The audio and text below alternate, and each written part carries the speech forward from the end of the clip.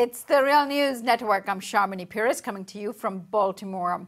Brazilians held a general strike on Friday. For the first time in 3 decades, public schools, public transportation, and practically all unionized sectors of the economy were shut down for the day.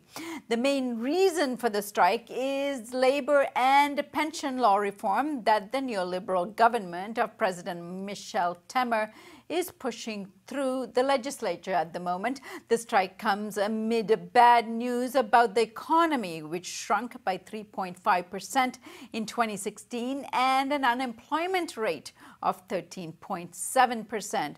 On top of all of this, Brazil is coping with a major corruption scandal that has engulfed most of the political class in the country. Joining us now from Brazil to discuss this is Mike Fox. Mike is a freelance journalist based in Brazil. Thanks for joining us today, Mike. Thanks for having me, Sharmini. So, Mike, how widespread is the general strike? Give us details. Who organized it, and what is the turnout like? So it's widespread. It's across the country. It's been pretty substantial. I mean, for the last couple of days across social media, you can tell that it's been really growing. And today, pickets were held in major cities all around the country, blocking major arteries into town. Literally, banks are closed across the country. Schools, like you said, public transportation, buses are not running at all, which means that people couldn't even get into the city in a lot of cases if they don't have a car, if they wanted to. Now, some mayor's office actually contracted out Uber and other kind of buses and vans to try and get people in, but it hasn't brought in as many people as they would like. So it's been really massive. Now, it was organized by the CUT, the largest labor federation, almost every other major unions, including one union that actually jumped on board the movement to push Dilma out of office.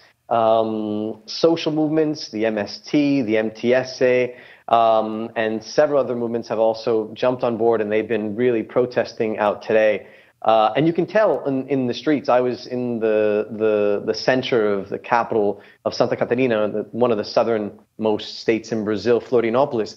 And it really seems like it's a Saturday or a Sunday, except for the fact that the public transportation isn't running. And so it's kind of as if it's a ghost town. And then you also have major marches that are passing through the city. So that the pickets happening all around, big marches. It is the only thing that people here are talking about today. And what are the proposed labor reforms and pension reforms that the Temer government is trying to push that the protest or the shutdown today is protesting about? They're pretty draconian. One is a pension reform. It's a pension and social security reform. The other is a labor reform. And the government is trying to play with them and push them through as absolutely quickly as possible.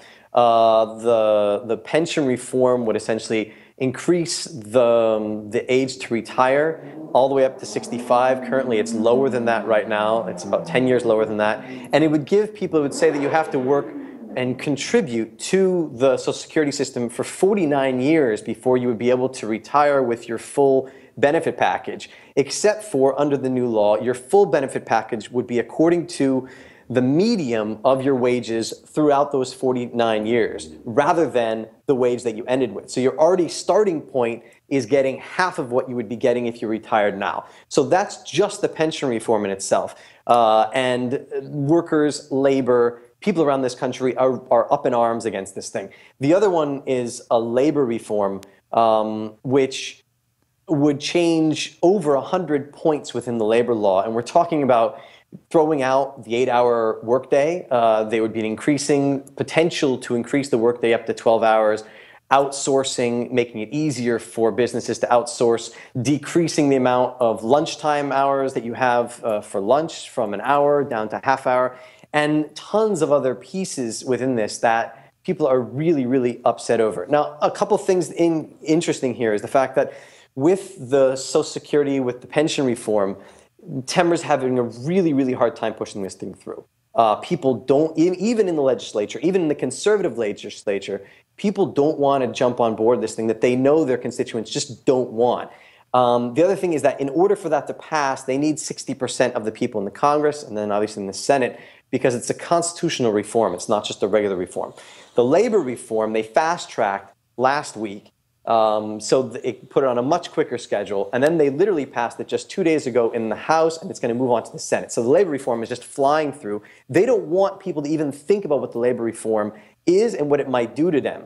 And I think that's what the game they're playing. They started with the pension reform. They moved on to the labor reform just to push that through while people are worried about the pension reform and trying to get people confused about what all this is. And meanwhile, what you have is the extreme right wing. You have the movement from Brazil, the Movimento Brasil Livre, the Free Brazil movement, which is basically like the Tea Party social media style. One of the members there came out and did a video on YouTube just 2 days ago saying, this is not going to affect anybody's labor rights. And it's all about politics and the PT and the corrupt Workers' Party trying to get back into power and completely using the same thing that you see in the United States, fake news, in order to really engage people and try and push them away from understanding what the reality is. But obviously you can see from the amount of people in the streets and the amount of people that are participating, the millions of people that are not going to work and participating in this general strike, that people aren't buying it.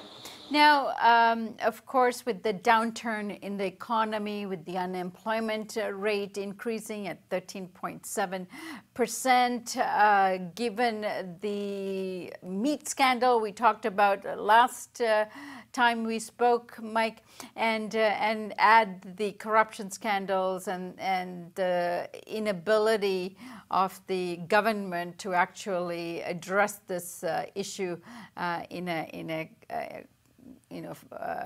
directed way.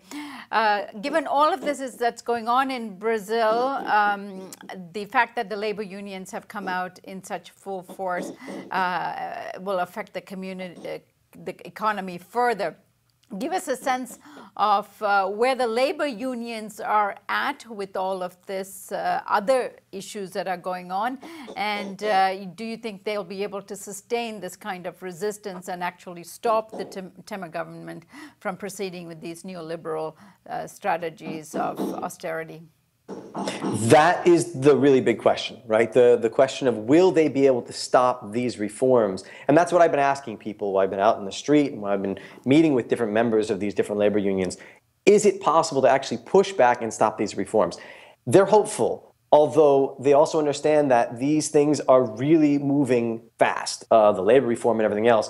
But I think what they're really banking on is this being the beginning of kind of a new movement for labor, a new movement for the grassroots organizing in Brazil. And that's what they're really hoping on, is really raising enough awareness as possible to really push back and scare the Temer government and legislatures into stopping things. I think there's a couple of really important points there. First is Temer, his approval rating currently is only 4%. 4% is unheard of. Even Dilma's approval rating, when it was really bad, was down at 8%. His has dropped to 4%. So that's one thing to understand what people think of the current government. The other thing that's really interesting and fascinating, I think, is I spoke with Ana Julia. She's the president of the CUT, Brazil's largest labor federation in Santa Catarina. She's the president of CUT in Santa Catarina. And I spoke with her last week. And I asked her about, have you ever seen such a backlash against workers' rights and union organizing? And she said, even under the dictatorship, it wasn't as bad as this current moment for workers' rights. Of course, they cut freedom of speech. Of course, there was disappearances and deaths. But in terms of workers' rights and labor rights, it wasn't as bad as this moment. And I think that that's what unions are understanding. They see that, and they're really trying to organize around that. And these issues of a pension reform, these issues of labor reform, they're really trying to get people out, turn people out into the streets. The question of, will they be able to stop what's being slammed through Congress and what's being pushed by the executive, it's really hard to say. The labor reform looks like it's moving really fast. And again, Congress is the most conservative it's ever been.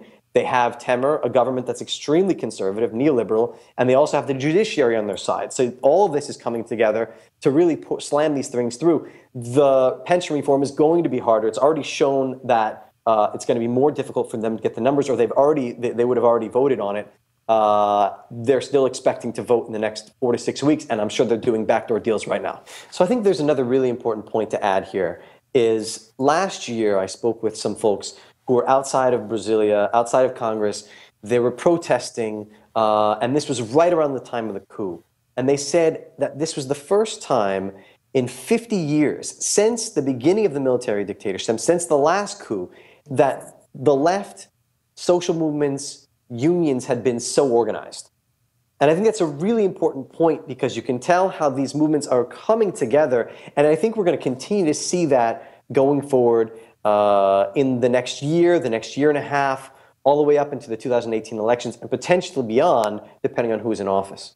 And finally, Mike, you were earlier talking about, in addition to the union sector, there were social movements out, there was MST and other social movements that have come together in this general strike.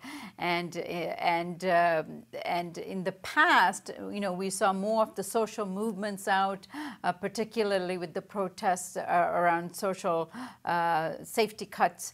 This time they've come together. Do you think that togetherness in terms of the fight back will be sustained over time? It's a good question.